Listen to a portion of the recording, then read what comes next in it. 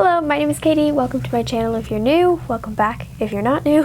If you are new and you like what you see, please consider hitting that subscribe button down below. It would really help me out. Today is going to be really exciting because Omelette is gravid, which is something I haven't announced on YouTube yet, because if Toothless and Omelette bred and she didn't end up being gravid, then I would have announced it and then I would have gotten a ton of people on my waiting list, but no snakes. So I can't show you Mom right now because she is full of eggs, obviously, and I don't know what handling will do, and I don't want to unnecessarily handle her. The only times I handle her is when I take her out once a week to weigh her, and then just checking on her to make sure she's good. But Toothless is really the reason that Omelette's gravid in the first place, so I think we owe it all to him, and he hasn't gotten the attention he deserves. So I'm breeding African egg-eating snakes. If you are interested in getting Daisy Peltis Gansey from me, there are still some slots open on the waiting list, so all you have to do is check out my website. It is in the description box down below as always, and there it will direct you to my email, and my email is where you let me know if you want to get an egg-eating snake. Babies are captive bred specimens,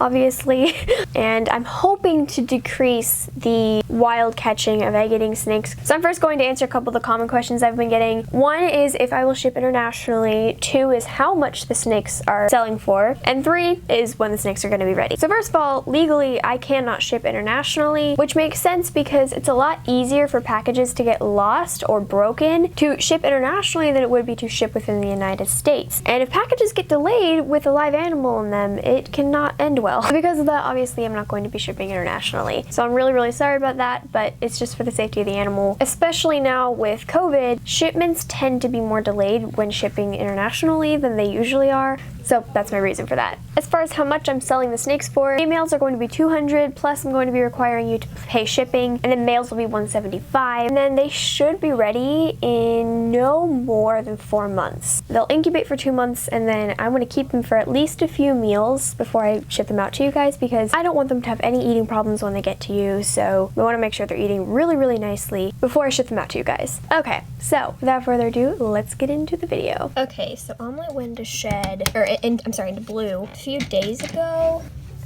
and I'm sorry. She's been showing off her defense mechanism a lot to me, and that's normal with gravid snakes, but as you can see, maybe, you can see her eyes are blue. I'm sorry. I'm just checking on you and giving you your food. Oh, she's puffing out. You're so scary. Yes, I know. I'm terrified. I'm just gonna feed you.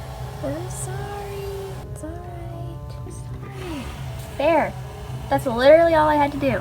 Chill out, girl. Chill out. You know me. I never hurt you. I never hurt you. I love you too much. Oh, you're so scary. I know. You're just trying to protect your babies, and that's okay. But I would never hurt you or your babies. She's so cute. Even when she's trying to be scary. So scary. Look at those cheeks puffing out. Oh, I'm terrified. She's so thick. Can you guys see that? You see how thick she is? Look at that. That's crazy. She's like a little balloon. She's also particularly defensive because she can't see because she's in blue. So she's not being bad, just being defensive. I don't know if you guys can tell, but female egg-eating snakes have a transparent band right there on the bottom. You can kind of see it. It's usually pretty transparent, but right now it is super pink, and you can't even really see it on camera, and especially not now while she's in shed. It's kind of making it look like it usually does. You can kind of tell. Oh, well then. I know, you're upset. I'm just trying to show how pink you are. Oh, did you see that lack of teeth?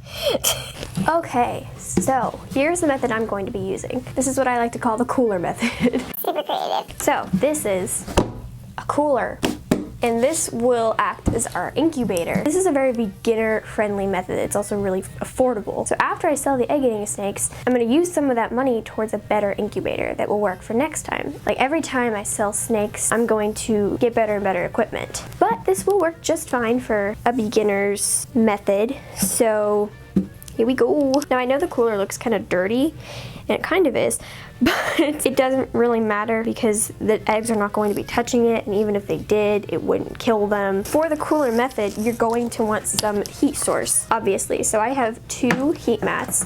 One's a 40-gallon heat mat, one's a 20-gallon. I want the heat mat to be covering the whole container. That way all the eggs are at the exact same temperature. So if it was a smaller container, if it was a container that was the perimeter of the heat mat, then I would be using this one. But we're not going to use this one for today, so we're going to be using the 40-gallon one. So first things first, you're going to want to place your heat mat on the bottom. I did that upside down. Now you could, from here, just place your bin inside, just straight from there. Now that is one way to go. But for the cooler method, I personally will be putting some water bottles in the bottom. What this is going to do, create an extra barrier between the bin that the eggs are going to go into and the heat mat. If they were directly under each other, now technically the perlite that I'm going to be talking about later should be enough of a barrier that it shouldn't hurt the eggs, but just to be on the safe side, the water bottles will help keep the cooler at an ambient temperature rather than just one hot spot. I'm going to need some more water bottles though. But the other thing that it does, and this is every breeder's fear, is a power outage, because that would really, really suck if you had a power outage and then all of your eggs died because of that hour and a half they didn't have that heat. So the water bottles also help with that. It will hold on to enough heat that it should keep your eggs in good condition in case there is a power outage. Now I rarely have power outages in my house, but it has happened and it could happen. So what I really recommend you do is put some water bottles in there just to be on the safe side. I think 5 should be enough for the size of bin that I have. You might want to just test it out. Yay! And if you have the water bottles, you also won't need the exact perfect size heat mat. And plus, this fits perfectly in the cooler, and it matches the turquoise lid and a turquoise cooler, so it matches. It's not important, but okay. So now I'm going to set up the inside of this bin where the eggs are going to be. So I'll show you how I do that. Okay. There's a couple of things we need to do. This is actually a relatively small bin. I thought it was going to be too big, but now that I look at it closer, and I think of it with the perlite in there and everything like that, it should actually be a perfect size for the snakes. Now what we need to do is drill just a couple of holes. You don't want too many because you want it to be like 90% humidity. Like, it's gonna be mostly humid in there. So you just want enough that the eggs can get proper airflow, they won't get moldy, and the perlite won't get moldy. You don't want anything like that to happen, so drilling a couple of holes, and then also when the snakes hatch, having a little bit of air to breathe in. So I'm just gonna drill a couple of holes on the side of the enclosure. So I'm gonna drill them up here.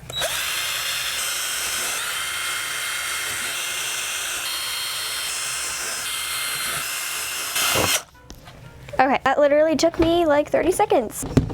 Make sure you get any plastic that you might have drilled out of here. I'm just gonna do that just to be safe. I'm like so paranoid that this clutch will go exactly perfectly. Really hoping it would. So here's actually a fun fact. Omelet and Toothless only locked once, and it did the job just fine. I paired them 4 times, and it was all on cloudy days. It's the right time of the year for them. Like, everything was fine. The first time I paired them, literally, I left for 3 minutes, came back into the room to check on them, and I put them together. I tried to figure out a way to like attach a camera into enclosure. That way I could like see, oh, I wonder if there was a way to tell if they lock or not. Because I was like, okay, ordinarily this takes hours before they lock. It was literally, while I was setting that up, it was 3 minutes. That is so fast. And sometimes it's like that, and sometimes it takes hours, but the first lock was super successful. Apparently, Toothless is very fertile, and so is Omelet.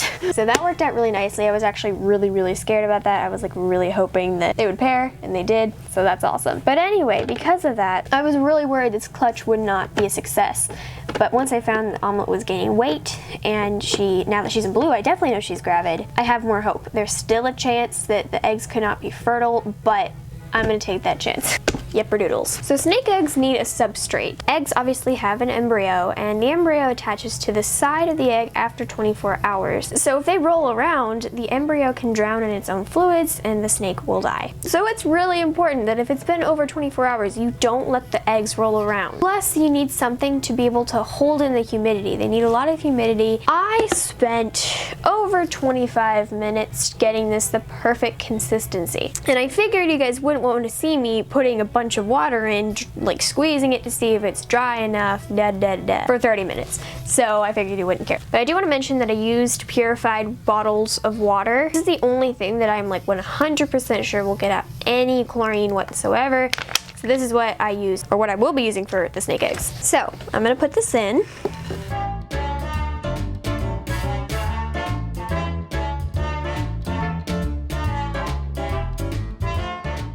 And by the way, how you know if it is the proper humidity is when you grab it and you squeeze it, it should be still a pretty big, good clump. But it shouldn't be dripping, because if it's dripping, you added too much water. If it's not dripping and it crumbles when you squeeze it, then you'll know that you didn't add enough water, so you'll need to keep adding water. And snake eggs incubate for 2 months. And then I'm gonna be keeping the snakes for, I'm not exactly sure how long yet, probably no more than 2 months, but if they're still not eating after 2 months, then I will keep them longer until they are eating, because I don't wanna give them to you guys until they are eating. So I'm gonna make some little indents for the eggs. I'm not 100% sure how big the eggs are gonna be, but I'm gonna take my guesses, and I can always change the size of the holes when the eggs are here. So I'm gonna guess it's gonna be about that big, but I could be wrong.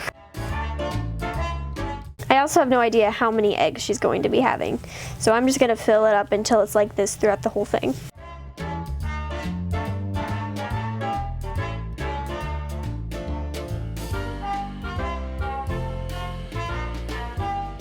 So I doubt that she will have 20 eggs. That's how many indents I made, but that's just how many I did. It doesn't really matter though. I can always just smooth this out and redo it once the eggs are actually here. And I'm also, part of the reason why it's so big, I don't think they'll be that big, but they might be. So it's because I want a little bit of perlite to like squish them in, to like tuck them in. Okay, so I have a couple of things that I'm waiting on getting here. One of them is the thermostat, and then the other one is a hydrometer. Now is when you put the lid on. Thank you guys so much for watching this video. I'm so excited for the baby egg eaters. They're gonna be so cute. Be sure to subscribe and give this video a thumbs up. Comment down below any other questions you may have, and I will see you guys in the next video. Bye!